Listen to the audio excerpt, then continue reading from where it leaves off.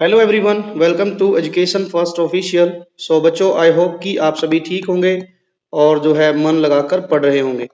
सो बच्चों, आज की इस वीडियो में हम जो है क्लास नाइन्थ की जो हिंदी की बुक है गंगा, उसका हम सेकंड चैप्टर क्या लिखूं उसका जो व्याकरण वाला हिस्सा है उसको सोल्व करेंगे।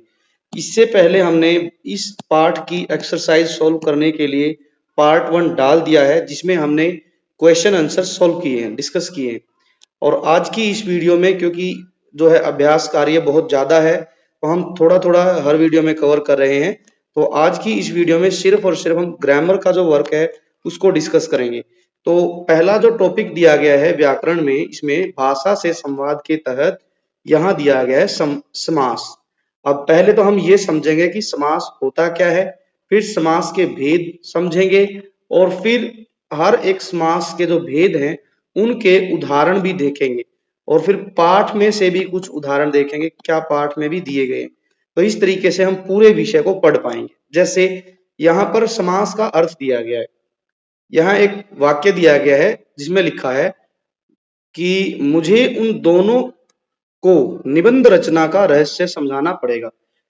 बख्शी जी ने जो है ये वाक्य लिखा है नमिता और अमिता के बारे में, कि मुझे एक आदर्श जो है निबंध तो लिखना ही है, लेकिन एक आदर्श निबंध लिखा कैसे जाता है, उसका क्या क्या रहस्य है वो भी समझाना पड़ेगा। निबंध रचना जो है शब्द दिया गया है, यदि हम इसका समास विग्रह करें तो बन जाएगा निबंध की रचना। निबंध की रचना, देखो यहाँ जो शब्द है निबंध रचना, ये तो है समास, लेकिन जब समास को बढ़ा करके विस्तार करके लिखा जाए तो उसको बोलते हैं समास विग्रह। विग्रह का मतलब होता है कि अलग करके लिखना। अब चलिए पढ़ते हैं। यहां समास के बारे में बताया गया। समास का अर्थ क्या होता है? समास का अर्थ है संक्षेप। संक्षेप मतलब छोटा करके लिखना। संक्षेप का मतलब होता है छोटा करके लिखना। जब हम दो शब्दों को या दो से अधिक शब्दों को आपस में मिलाकर उनकी जगह पर कोई नया शब्द यूज करते हैं तो उसको हम बोलते हैं समास। तो उसको हम क्या करते हैं, तीन शब्दों को एक शब्द में पिरो देते हैं तो वो हो गया, छोटा हो गया वो। अब यहाँ पर डेफिनेशन लिखी है समास की। इस समास में दो या दो से अधिक शब्दों के मेल से, मेल मतलब मिलने से बने एक नए शब्द की रचना होती है। उदाहरण देके समझाया गया है, जैसे गंगा जल है ना, तो गंगा जल जो है इन दोनों को मिलाकर बना है शब्द गंगा जल। तीसरा शब्द क्या बन गया? गंगा जल। इसका विग्रह क्या होगा? गंगा का जल। गंगा का जल, ये हो गया। देशभक्ति, एक दिया गया है देश जमा भक्ति, देशभक्ति मतलब देश के लिए भक्ति। इस प्रकार समास वह शब्द रचना है जिसमें दो या दो से अधिक अर्थ की दृष्टि से परस्पर स्वतंत्र संबंध रखने वाले स्वतंत्र शब्द रचना के अंग होते हैं। अर्थात कि जो भी शब्द यूज किए जाते हैं अर्थ उन दोनों का अलग अलग होता है, लेकिन जो है स्वतंत्र अर्थ है। अर्थ की दृष्टि से दोनों शब्द जो है अर्थ के हिसाब से दोनों का अर्थ अलग अलग है। जुड़ने के बाद भी उनका जो है अपना अर्थ अलग बनेगा। समास रचना में प्राय दो पद होते हैं। अब यहां समझ लेते हैं, एक उदाहरण से समझ लेते हैं। जैसे गंगा जल शब्द लिखा, गंगा जल।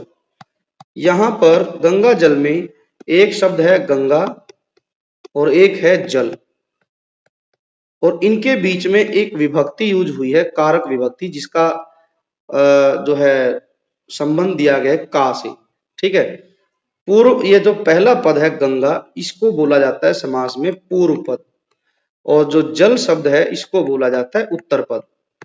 ये ध्यान रखना है, पूर्व पद होता है और उत्तर पद होता है। जब हम दो शब्दों को जोड़कर एक तीसरा शब्द बनाते हैं वो तो हो जाता है समास।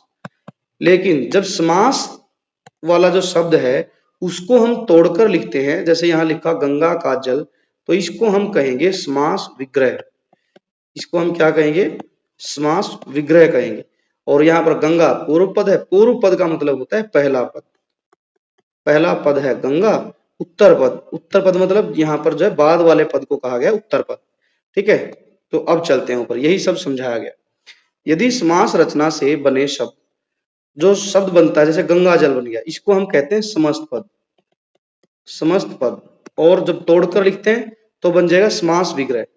समस्त पद के अंग अलग अलग करने हों तो उस प्रक्रिया को समास विग्रह कहते हैं। जैसे हमने किया, गंगा जल को हमने क्या किया, दो टुकड़ों में बांट दिया, गंगा जमा जल, तो ये दोनों क्या बन गए, समास विग्रह बन गए। जैसे यदि गंगा जल समस्त पद है तो इसके अलग अलग अंग होंगे, समास विग्रह करके लिखेंगे तो हम लिखेंगे गंगा और जल। समास विग्रह इस प्रकार से लिखते हैं, गंगा जल, गंगा प्लस जल अर्थात गंगा का जल। तो आपने इसका ध्यान रखना है। आई होप कि आप यहां तक समझ गए होंगे कि समास क्या होता है। समस्त पद, जब हम दो शब्दों को, पूर्व पद और उत्तर पद को जोड़कर नया शब्द बनाते हैं उसको बोलते हैं समस्त पद। और उसी समस्त पद को जब हम तोड़कर पूर्व पद में और उत्तर पद में लिखते हैं तो वो बन जाता है हमारा समास विग्रह। अब यहाँ पर समास के 6 भेद बताए गए, हम इनको क्रम से याद करेंगे। यहाँ पर क्रम में पहले तत्पुरुष दिया है, लेकिन हम जो समझते हैं सबसे पहले आता है वो होता है अव्ययी भाव। अव्ययी भाव समास, उसके बाद तत्पुरुष समास, उसके बाद कर्मधारय समास, कर्मधारय समास, उसके बाद द्वंद्व समास, उसके बाद द्विगु, उसके बाद बहुव्रीहि। तो हमने इतने पढ़ने, ये सारे समास के प्रकार हैं। यहां पर तत्पुरुष से शुरुआत की गई तो हम तत्पुरुष से देख लेते हैं। तो देखिए क्या है बताया गया तत्पुरुष समास के बारे में। डेफिनेशन क्या दी गई है कि जो समास है जो उसका पूर्व पद है और उत्तर पद, बस यही ध्यान रखना है, पूर्व पद और उत्तर पद, ये ध्यान रखने, उत्तर पद, ठीक है। तो तत्पुरुष समास में क्या होता है कि तत्पुरुष समास में उत्तर पद प्रधान होता है। प्रधान मतलब मेन होता है, और पूर्व पद गौण होता है। गौण मतलब जब उत्तर पद मुख्य हो जाएगा तो मुख्य पद की पीछे छिप जाएगा पूर्व पद। तत्पुरुष समास की रचना में समस्त पदों के बीच में आने वाले प्रसर्गों, प्रसर्ग कौन से, जो कारक की विभक्तियां हैं, कारक की विभक्तियां पाएंगे आपको, जैसे का, कर्ता ने, कर्म को, कर्ण से, संप्रदान के लिए, अपादान से। तो ये जो विभक्तियां यूज हुई हैं ये जोड़ेंगी, किसको जोड़ेंगी, पूर्व पद को और उत्तर पद को, उत्तर पद और पूर्व पद को जोड़ेंगी। कौन, जो कारक की विभक्तियां जिन्हें हम प्रसर्ग भी बोलते हैं। और जब समस्त पद बनाएंगे तो ये इनका लोप हो जाएगा। लोप मतलब होता है कि ये समाप्त हो जाएंगे। जैसे उदाहरण दिया गया, जैसे रसोई घर, ये एक क्या है, समस्त पद है। रसोई घर क्या दिया गया, समस्त पद।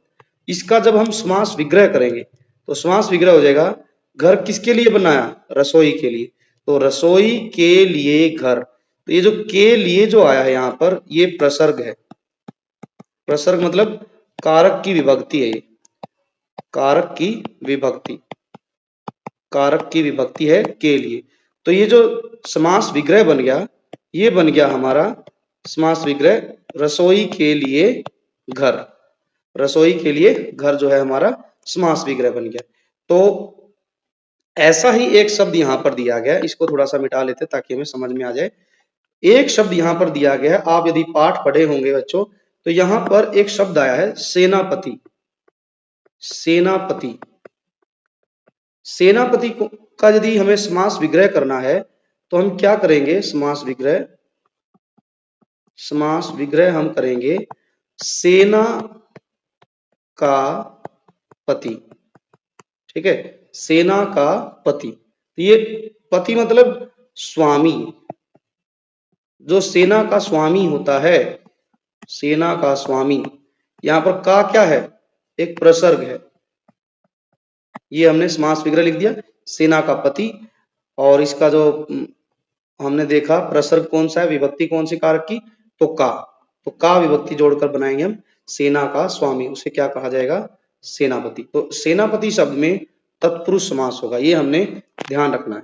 कई बार अक्सर पेपर में पूछ लिया जाता है कि सेनापति शब्द में कौन सा समास है, तो ये आपने बताना है, ठीक है। आगे चलते हैं, अब एक दो शब्द और दिए गए हैं, उनको हम बाद में चर्चा करेंगे, पहले हम हर एक पार्ट को समझ लेते हैं। अब है कर्मधारय। कर्मधारय समास की पहचान ये दी गई है कि कर्मधारय समास में पूर्व पद विशेषण होगा और उत्तर पद विशेष्य होगा। जैसे समझते हैं, यहां पर एक उदाहरण दिया गया नील कमल। नील कमल को हम लिख लेते हैं एक बार, फिर समझते हैं। ये समस्त पद है। नील कमल क्या है? समस्त पद। नील मतलब नीला, कमल मतलब फूल हो गया कमल का। अब कमल की क्या विशेषता है? कि नीला है।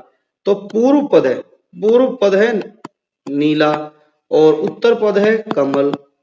और यहां लिखा गया है कि पूर्व पद विशेषण होगा और जो नीला जो शब्द है ये क्या है? विशेषण है। ये विशेषण है, कमल क्या है? यहाँ पर विशेष्य है। यही पहचान देखनी है हमने कि यदि वाक्य के बीच में मतलब शब्द में पहला पद जो है विशेषण है तो वो हो जाएगा हमारा कर्मधारय। उदाहरण दिया गया नीला कमल। नीला कमल मतलब नीले रंग का कमल। ठीक है, नीला जो है रंग है, विशेषता है कमल की, तो इसलिए यहां पर जो है कर्मधारय समास हो गया। कहा इस लेसन में एक जगह वर्ड आया है नववधु। मैं आपको दिखा देता हूं। मैं चाहता हूं कि आपको पता भी चलता रहे कि सर कहां कहां से शब्द ढूंढ रहे हैं। यदि आपने पाठ पढ़ा होगा तो जरूर आपको पता चल जाएगा। जस्ट वेट, यहाँ पर अब हम आ ही गए हैं। ये लीजिए, यहाँ पर एक शब्द है नववधु। नववधु, अब इसको लिखते हैं नववधु। इसमें कौन सा समास है ये पता करते हैं। नव तो है इसका पूर्व पद और वधु है इसका उत्तर पद। अब नव का मतलब होता है नई और वधु का मतलब होता है बहू। नव वधु का मतलब हो गया नई बहू। ठीक है, तो नई क्या होता है? विशेषण होता है, विशेषण हो गया। और बहू क्या है? विशेष्य हो गया, क्योंकि विशेषता किसकी बताई गई है?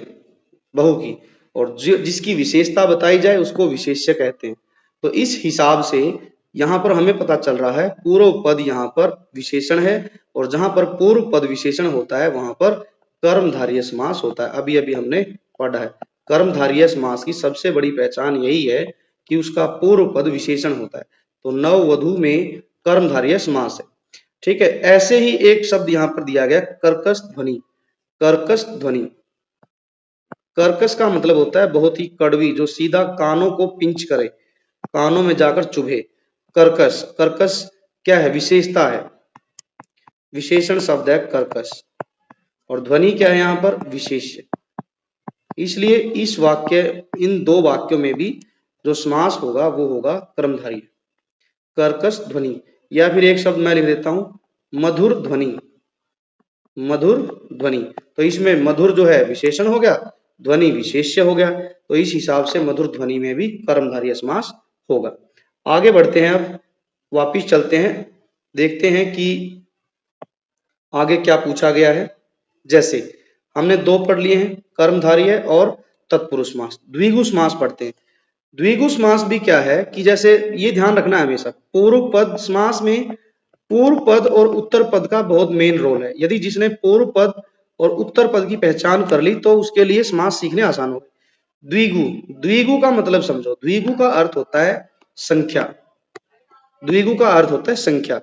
अब यहां लिखा है कि जिन समासों का पूर्व पद, अब द्विगु में क्या है? पूर्व पद जो है संख्यावाची होगा, मतलब कोई ना कोई नंबर आएगा। ठीक है, वहां पर द्विगु समास होता है। जैसे उदाहरण दिया गया तिरंगा। हमारे जो देश का तिरंगा है उसमें आपने देखा है कि तीन रंग, उसमें तीन रंगों का समाहार, तीन रंगों का समाहार। समाहार मतलब होता है बच्चों मिलाना, समाहित करना।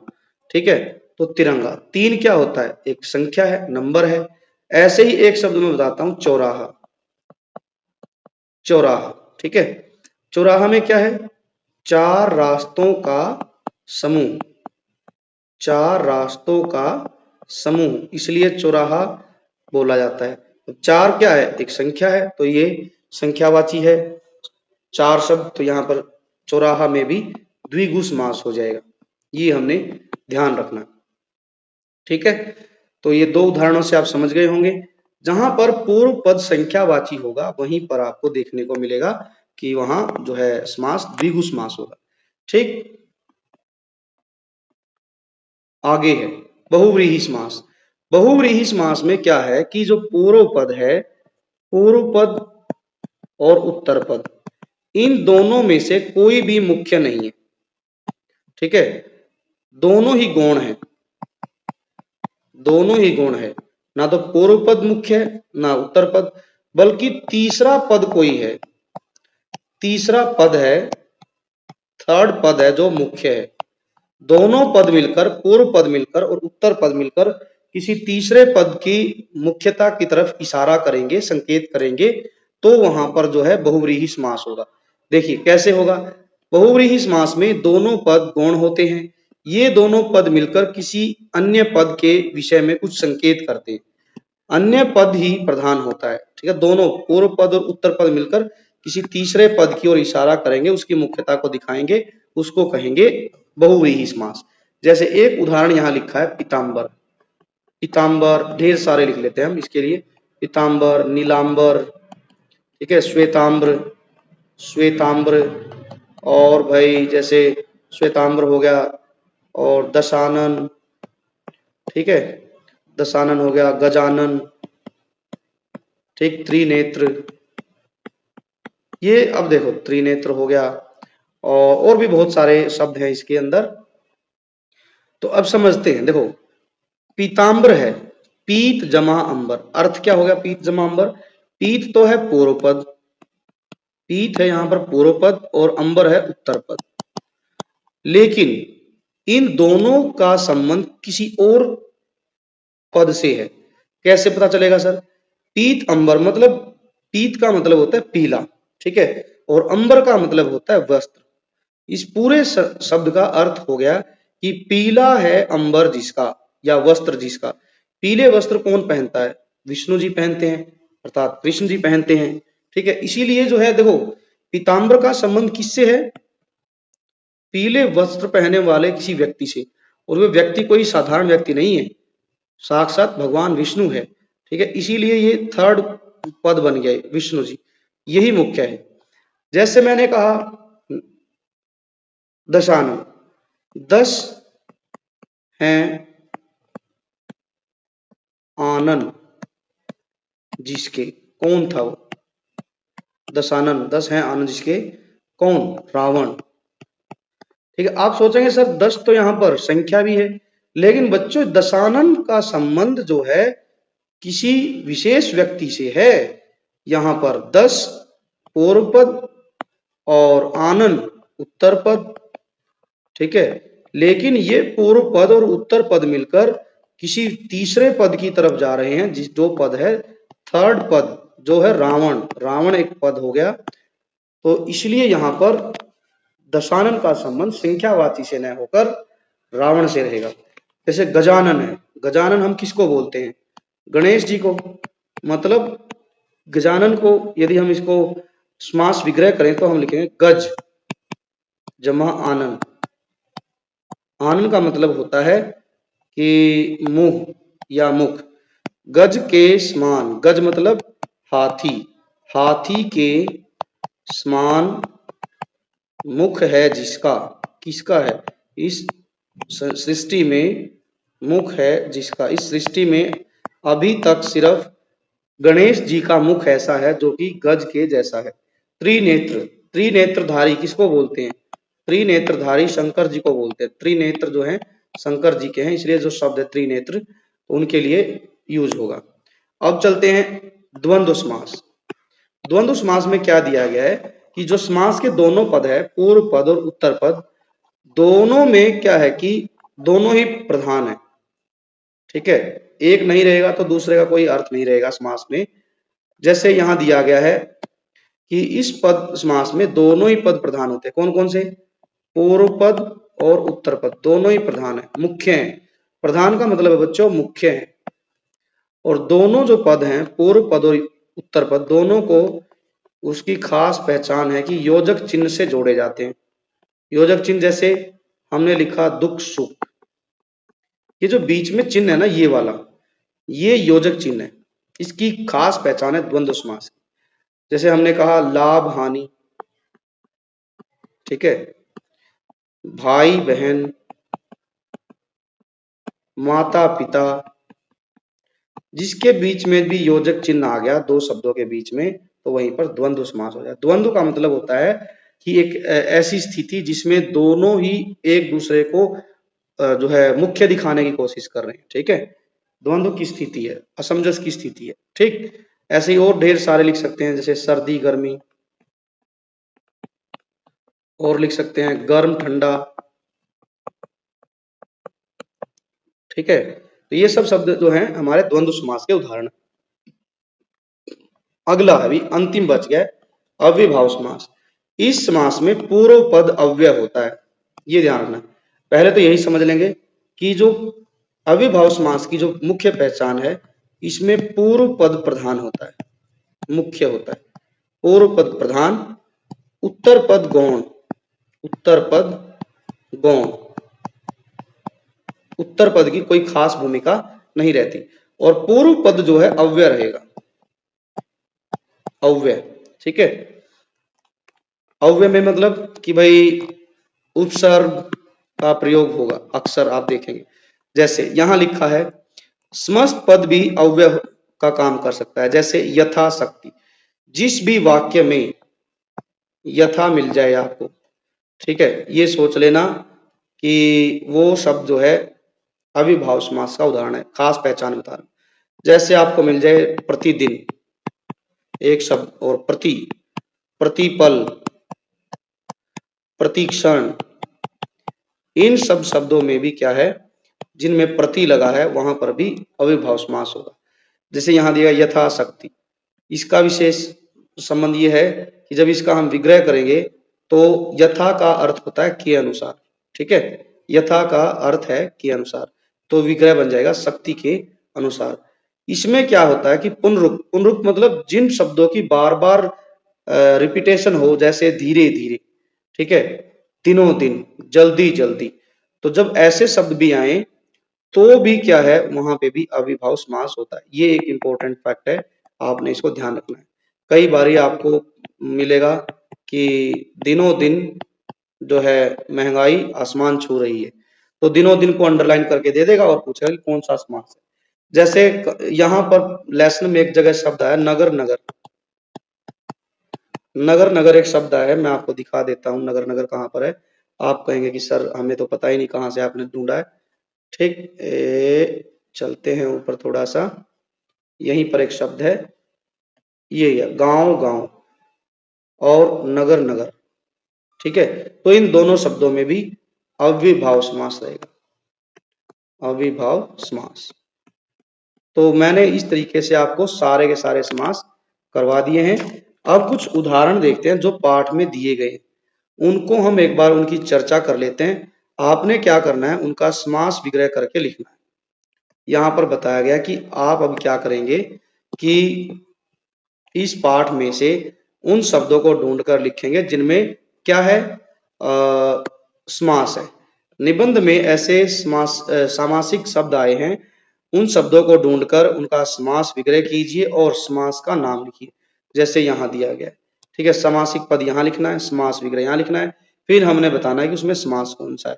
जैसे कुछ एक मैं बता देता हूं, जैसे एक शब्द है विवाह उत्सव, विवाहोत्सव, विवाह उत्सव एक शब्द है। ठीक है, इसके बाद एक शब्द आता जन्मदाता, माउंटेन के बारे में लिखा था। ठीक है, और यदि हम बात करें, एक शब्द आया था, पहले इनका विग्रह करके देख लेते हैं। विवाह उत्सव मतलब विवाह का उत्सव, विवाह का उत्सव, ये क्या है, प्रसर्ग है, कारक की विभक्ति है। कारक की विभक्ति किसमें आती है, तत्पुरुष समास में आती है, तो हम यहाँ पर तत्पुरुष समास का उदाहरण लिखेंगे। ठीक है, जन्मदाता, तो हम लिखेंगे जन्म का दाता, यहां भी का विभक्ति आ गई है, तो इसमें भी तत्पुरुष समास होगा। ऊपर मैंने एक उदाहरण लिखा था, क्या उदाहरण मैंने लिखा था, नववधु।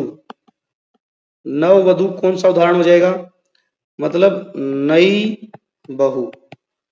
यहां पर नई बहू का बारे में जिक्र है, नई विशेषण है, और विशेषण किस में होता है, पहला पद कर्मधारय समास में, तो ये हम यहां लिखेंगे कर्मधारय समास। ठीक है। और इसके अलावा यदि हमने लिखना है, एक शब्द था जीवन संग्राम, जीवन संग्राम। ठीक है, तो हम यहां पर लिखेंगे जीवन संग्राम का जो समास विग्रह होगा जीवन रूपी संग्राम। ठीक है, जीवन रूपी संग्राम, इसमें भी कौन सा हो जाएगा, तत्पुरुष समास। ठीक, ऐसे ही इसमें बहुत सारे जो बच्चों शब्द दिए गए हैं। एक शब्द आया है पुस्तकालय, पुस्तकालय, पुस्तक के लिए क्या है, एक विभक्ति है, आल्य का मतलब घर, विभक्ति आगे तो तत्पुरुष समास हो जाएगा। तो इस लेसन में कुल मिलाकर बहुत सारे जो है तत्पुरुष समास के उदाहरण है, आपने ढूंढने 4-5 मैंने बता दी। अब आगे बढ़ते हैं, अब है उपसर्ग और प्रत्यय। उपसर्ग और प्रत्यय, उपसर्ग क्या होता है बच्चों, उपसर्ग और प्रत्यय की एक कहानी समझो, पहले यहां लिख लेते हैं। मूल शब्द कोई भी होता है, कोई भी मूल शब्द है, ठीक है, मान के चलो मूल शब्द मैंने कहा कि यहां जैसे दिया गया है आदि, अब इसमें अन जोड़ दिया तो ये बन गया अनादि। क्या बन गया, अनादि। ठीक है, तो यहां पर जब मूल शब्द के आगे कोई शब्दांश, क्या है ये, शब्दांश है, ये पूरा शब्द नहीं है, शब्द का अंश है, जब शब्दांश आगे जुड़ता है तो उसको बोलते हैं उपसर्ग। और जब मूल शब्द के पीछे कोई शब्द जुड़ता है, ठीक है, तो उसको बोलते हैं प्रत्यय। अब प्रत्यय भी क्या होता है, शब्दांश होता है, पूरा शब्द नहीं होता, शब्द पूरा नहीं होता है, बल्कि क्या होता है, शब्दांश होता है, शब्द से छोटा भाग होता है। यहां दिया गया सेनापति ने अपनी कविता दुर्बोध कर दी। दुर्बोध मतलब कठिन, दुर जमा बोध, तो यहां पर दुर जो है क्या हो गया, उपसर्ग हो गया है। ठीक है, अनादि में अन उपसर्ग बन गया है। तो यहां पर लिखा गया है, दिए गए वाक्यों में रेखांकित शब्दों को ध्यान से पढ़िए। दोनों रेखांकित शब्दों में मूल शब्द बोध से पहले दुर उपसर्ग है, आदि से पहले अन उपसर्ग है, इनको जोड़ने से नए शब्द बनाए जाते हैं। उपसर्ग भाषा के ऐसे सार्थक और लघुत्तम खंड हैं। लघुत्तम खंड का मतलब होता है बच्चों शब्दांश हैं, पूरे शब्द नहीं, शब्दांश हैं, जिनका स्वतंत्र प्रयोग तो नहीं होता हिंदी में, लेकिन जब ये शब्द के आगे जुड़ जाते हैं तो जुड़ने के बाद एक नए शब्द का निर्माण करते हैं। आपने देखा होगा उपसर्गों का अपना कोई अर्थ नहीं होता और ना ही इनको स्वतंत्र रूप से हिंदी में प्रयोग करते हैं, लेकिन जिस मूल शब्द के साथ ये जुड़ जाते हैं तो उससे क्या होता है, एक नया शब्द बनता है और तब जाकर इनका प्रयोग होता है हिंदी में। ठीक है, ऐसे ही अब क्या दिया गया नीचे, अभी तो हमने पढ़ लिया उपसर्ग, अब हम पढ़ेंगे प्रत्यय के बारे में। प्रत्यय का कंसेप्ट समझाया गया है। आज तक कितने ही सुधारक हुए हैं, लेखों का शीर्षक लिखने में सबसे अधिक कठिनाई आती है। सुधारक जो शब्द है, इसमें सुधार शब्द में क प्रत्यय जुड़ा है। ठीक है, क प्रत्यय है। कठिनाई में कठिन मूल शब्द है और आई प्रत्यय है। ठीक है, यही समझाया गया। रेखांकित शब्दों में मूल शब्द सुधार के बाद क प्रत्यय है, कठिन के बाद आई प्रत्यय जोड़कर नए शब्द बनाए गए। क्या शब्द बने, सुधार से बना सुधारक, नया शब्द बना, और कठिनाई बन गया कठिन जमा आई से, ये नए शब्द बन गए। प्रत्यय भाषा के वही बात है, प्रत्यय भी क्या है, पूरे शब्द नहीं है, शब्दांश है, जिनका अपना कोई स्वतंत्र रूप नहीं होता, लेकिन ये अंत में जुड़ जाते हैं मूल शब्द के और नया शब्द बना देते हैं। अब यहाँ पर कुछ काम करने के लिए दिया। अब आगे क्या लिखा है कि निबंध में उपसर्ग और प्रत्यय वाले शब्द ढूंढकर अपनी लेखन पुस्तिका में लिखिए। देखो बच्चों, जो ये निबंध है क्या लिखो, इसमें ढेर सारे ऐसे शब्द हैं जिनमें उपसर्ग भी लगा है और प्रत्यय भी लिखा है, लगा हुआ है, तब जाके नए शब्द बने। अब मैं आपको कुछ शब्द देता हूं जिनमें उपसर्ग लगे हैं, वो एक साइड, 4 उदाहरण दूंगा मैं। ठीक है, आप उनको बुक में ढूंढेंगे और 4 ही उदाहरण में दूंगा प्रत्यय के, जो इसी जो है निबंध में से लिए गए। जैसे ऊपर आया था दुर्बोध, इनको तो मैं उदाहरण के तौर पर ले रहा हूं, दुर्बोध, और एक यहां दिया गया था अनादि, ये तो आपने पढ़ ही लिया अभी। इसके अलावा बताओ सर, ये तो हमने पढ़ ही लिए हैं। तो एक वर्ड आया है यहां पर, आप खुद से ढूंढेंगे, असंतोष। असंतोष शब्द के लिए मैं हिंट दे देता हूं कि एक जगह वाक्य में ये लिखा था कि वृद्ध पीढ़ी जो है, वृद्ध लोग भी और जो है तरुण जो साथी हैं, वो दोनों वर्तमान से जो है खुश नहीं है, असंतोष है। तो यहाँ पर जो है ये क्या है, उपसर्ग है, जमा संतोष। संतोष मूल शब्द है, ठीक है, यहाँ पर उपसर्ग है। ऐसे ही एक शब्द आया है प्रदर्शन, प्रदर्शन, प्रदर्शन हो जाएगा। एक शब्द है अभिव्यक्ति, अभी उपसर्ग है, व्यक्ति जो है या फिर जुड़ा ये व्यक्त से। इसमें एक मात्र ऐसा शब्द है जिसमें प्रत्यय भी है, व्यक्त जमा ई प्रत्यय है। अभी जो है, अभी क्या है इसमें उपसर्ग, अभी उपसर्ग, मूल शब्द व्यक्त है और ई प्रत्यय है, ये ध्यान रखना है। तो और जो शब्द बताना है मैंने, एक और लिखना है, एक वर्ड आया है अनुसंधान। अनुसंधान जो शब्द है उसमें अनु जो है उपसर्ग है, संधान मूल शब्द है, ठीक है। एक और शब्द है अनुसरण, अनु उपसर्ग है, शरण जो है मूल शब्द है। अब प्रत्यय की बात कर लेते हैं। कठिनाई तो सर आ गया है, कठिनाई और सुधारक, इनसे अलग बताइए सर। तो बहुत सारे शब्द है इनसे अलग, जैसे एक शब्द है प्रगतिशील, प्रगति जो है मूल शब्द है और जो है शील प्रत्यय है। दूसरा हम लिखेंगे यहाँ पर, एक शब्द आया था सुखद, सुख में द प्रत्यय जुड़ा, सुखद बन जाएगा।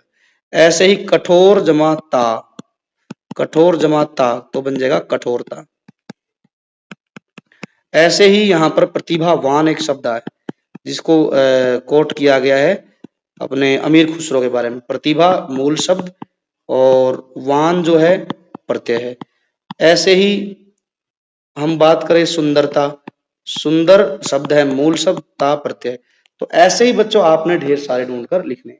अब दूसरा क्या लिखा है यहाँ पर, दूसरे में क्या है, नीचे दिए गए वाक्यों को उचित उपसर्ग या प्रत्यय लगाकर पूरा कीजिए। निबंध लिखना बड़ी कठिन की बात है, कठिन नहीं, कठिन में आई प्रत्यय जुड़ेगा तो बन जाएगा कठिनाई। निबंध लिखना कठिनाई की बात है।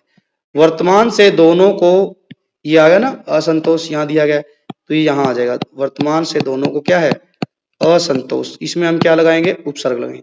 वाक्यों में कुछ अस्पष्ट, स्पष्ट मूल शब्द है, अप्रत्यय है, भी चाहिए क्योंकि क्योंकि यह अस्पष्टता, अस्पष्टता या दुर्बोध्य गांभीर्य ला देती है, ठीक है। एक शब्द है ना दुर्बोध, तो वो यहां लिखना है हमने। नीचे दिए गए शब्दों में उपसर्ग या प्रत्यय लगाकर नए शब्द बनाइए, ठीक है जी। यहाँ पर उदाहरण देकर समझाया गया है। मधुर में प्रत्यय लगा ता, मधुरता हो गया। मय प्रत्यय लगाया और सु लगाया। अब हम शुरू करते हैं। सुधार, एक तो हम बना देंगे सुधारक, एक हम लिखेंगे असुधार और एक हम लिख देंगे कुछ लोग सुधारवादी होते हैं, ठीक है, तो वादी जो प्रत्यय हो गया। सुंदर, सुंदरता, सुंदरता हो गया। इसके अलावा असुंदर और एक होता है सबसे सुंदरतम, एक जैसे हम बोलते हैं ना beautiful, more beautiful, most beautiful, तो ये सुंदरतम हमने जो लिखा ये भी तम जो है जोड़ दिया तो ये क्या बन गया, प्रत्यय लग गया। गति, गति के बारे में लिखेंगे जैसे दुर्गति, सदगति, दुर्गति, सदगति हो गया। इसके अलावा हम लिखेंगे गतिशील, तो इस तरीके से हम पूरा करेंगे। समाज से हम लिखेंगे सामाजिक, सामाजिक हो गया और असमाज, इसके अलावा समाजवादी, समाजवादी आपने सुना होगा ना समाजवादी पार्टी, तो वो जो समाजवादी है उसमें वादी प्रत्यय है। ऐसे ही हम और भी बहुत सारे शब्द यहाँ पर लिख सकते हैं। जैसे एक शब्द हम लिख सकते हैं असामाजिक, कुछ असामाजिक तत्व हमारे समाज में रहते हैं तो असामाजिक जो है वो भी जो है, इसमें असामाजिक में तो उपसर्ग भी आ गया और इक प्रत्यय भी आ गया, ठीक है। आगे चलते हैं। भाव एक शब्द अनेक, पाठ में ऐसे अनेक शब्द आए हैं जिनके अर्थ परस्पर मिलते जुलते हैं। उदाहरण के लिए विचार, नमन, सॉरी मिलते जुलते हैं इनके अर्थ, विचार मनन या फिर चिंतन। ठीक है, ऐसे ही सुहावना, सुहावना, मधुर और मनमोहक, तीनों का अर्थ लगभग एक ही है, बस हल्का फुल्का अर्थ में परिवर्तन होगा। जैसे किसी चीज पर विचार कीजिए, चिंतन कीजिए, एक ही बात है, मनन कीजिए। कोई चीज सुहावनी हो सकती है, मनमोहक हो सकती है। ठीक है, और फिर हमने उनका वाक्य में प्रयोग करना है। ठीक, ढेर सारे शब्द यहाँ पर दिए गए हैं, जिनमें से आपके ऊपर मैं एक दो खुद लिखता हूं और फिर आपके ऊपर छोड़ देता हूं, आप भी खुद से ढूंढेंगे। जैसे एक शब्द है उमंग, एक शब्द आया है निबंध में, उमंग है। एक जगह एक नया शब्द आया है स्फूर्ति, और एक शब्द आया है आवेग। ये 3 शब्द हो गए। इसके बाद हम प्रेम शब्द लिखते हैं, स्नेह लिखते हैं और लगाव, ये हो गया है। तो इसी तरीके से जैसे कई बार हम बोलते हैं कि कठिनाई, मेरे जीवन में अनेकों कठिनाई, ठीक है, परेशानी और जो है समस्याएं आ खड़ी हुई है। तो ये तीनों एक जैसे से शब्द हैं, हल्का हल्का डिफरेंस है। ठीक है, तो इस तरीके के शब्द आपने कविता में से निबंध में से ढूंढकर लिखने। अब है गतिविधियां। गतिविधियां में क्या दिया गया है? खीर पकाई जत्न से, चरखा दिया चला, आया कुत्ता खा गया, तू बैठी डोल बजा। ये जो है अमीर खुसरो को उन 4 महिलाओं ने कहा था कि हमें जो है 4 कविताएं सुनाओ, लेकिन अमीर खुसरो प्रतिभावान व्यक्ति थे, उन्होंने एक ही जो है छंद में इसको पिरोकर और जो चारों का काम चला दिया। ऐसी जो स्थिति होती है, जब ऐसे लिखा जाता है तो इनको बोला जाता है अनमेलिया। क्या बोला जाता है? अनमेलिया हास्य शैली, अनमेलिया हास्य शैली। अब अमीर खुसरो ने इसके अलावा बच्चों बहुत सारी चीजें लिखी हैं। पहेली के तो जन्मदाता इन्हीं को मानते हैं, और मुकरियां लिखी इन्होंने, मुकरियां, पहेली, ठीक है, अनमेलियां, बहुत सारी चीजें इन्होंने लिखी। ठीक है, तो अमीर खुसरो की प्रसिद्ध अनमेली आई है, ये अनमेली है, यहाँ लिखा गया ना, मैंने बताया। अनमेलिया क्या होती है? अनमेलिया एक प्रकार की हास्य व्यंग्यपूर्ण काव्य शैली है, जिसमें असंगत वाक्यों एवं विपरीत स्थितियों को जोड़कर मनोरंजन किया जाता है। अमीर खुसरो आम लोगों के मन बहलाने, उन्हें हंसाने के उद्देश्य से ऐसा काम करते थे। उनके द्वारा रचित अनमेलियां, मुकरियां और पहेलियां जो है आप ढूंढ सकते हैं। एक मैं बच्चों आप लोगों को बता सकता हूँ, पहेली जो उनकी बड़ी प्रसिद्ध पहेली है, आपने भी पढ़ी होगी। आप इसका उत्तर जो है कमेंट में लिखेंगे कि एक थाल मोती से भरा, मोती से भरा, सबके सिर पर औंधा धरा, औंधा धरा, और चारों ओर वह थाली फिरे और मोती उसमें से एक न गिरे। तो आप इसका उत्तर मुझे जो है कमेंट करके उसमें से एक न गिरे, ये आप लिख कर भेजेंगे इसका उत्तर।